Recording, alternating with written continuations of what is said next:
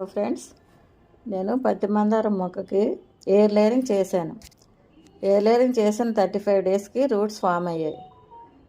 Roots form అయ్యాక 35 days అయ్యాక ఆ మొక్కకి కవర్తో నేను ఏదైతే కోకోపీట్ ప్యాక్ చేసి కట్టానో ఆ ప్యాకింగ్ కింద బాటమ్ 1 ఇంచి ఉంచి ఆ స్టెమ్ని కట్ చేసి తీసుకొని వేరే పాట్లో రీపోర్ట్ చేసుకోవాలన్నమాట.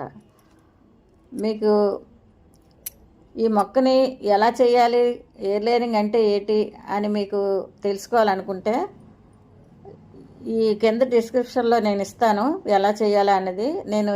ఆల్రెడీ నేను ఎడీనియం ప్లాంట్కి చేశాను ఎయిర్ లేయరింగ్. ఆ డిస్క్రిప్షన్లో ఉన్న లింక్ ఓపెన్ చేసి చూడండి ఎలా చేశానో అన్నది. అన్ని మొక్కలకి ఇదే ప్రాసెస్. ఈ కట్ చేసిన స్టెమ్ని వేరే పాట్లో మనం నాటుకోవాలన్నమాట. ఆ పాట్లో యూనివర్సల్ సాయిలే అంటే ఏమి కాదు, మట్టి, కోకోపీట్, కొద్దిగా ఇసుక, వెర్మి కంపోస్టు, నీమ్ పౌడరు వేసుకొని మొక్కని వేర్లు మొత్తం లోనకి వెళ్ళేలాగా మనం ప్రీపాట్ చేసుకోవాలన్నమాట. బయటికి ఉంచకూడదు, వేర్లు లోనకల్లా పెట్టుకోవాలి. పెట్టి మట్టి అంతా ఆ వేర్లు మునిగే వరకు మట్టి కప్పేయాలన్నమాట. మట్టి వేసి, ఎందుకంటే మళ్ళీ బయటకు ఉన్నట్టయితే మొక్క ఎండిపోతుంది. ఇలాగా మొత్తం మొక్క చుట్టూ మట్టి కవర్ చేసుకోవాలన్నమాట, వేర్లు మునిగేలాగా.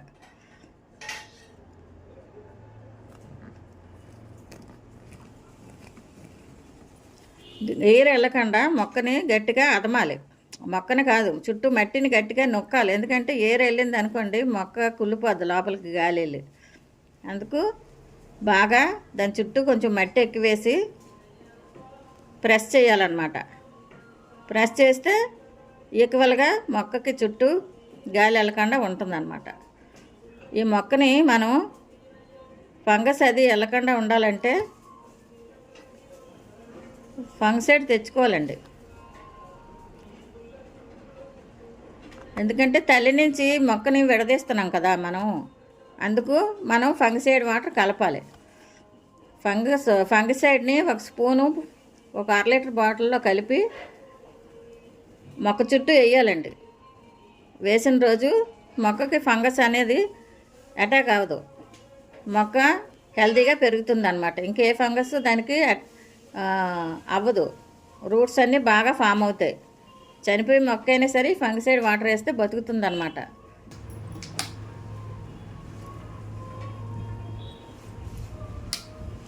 కొంచెం వేస్తే సరిపోతుందండి, అంత వాటర్ అంతా వేయక్కర్లేదు. మొక్క కొద్దిగా మట్టి అంతా తడిసేలాగా వేసుకుంటే సరిపోతుంది.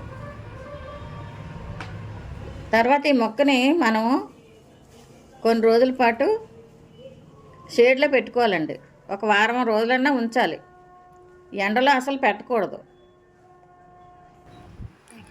Thank you.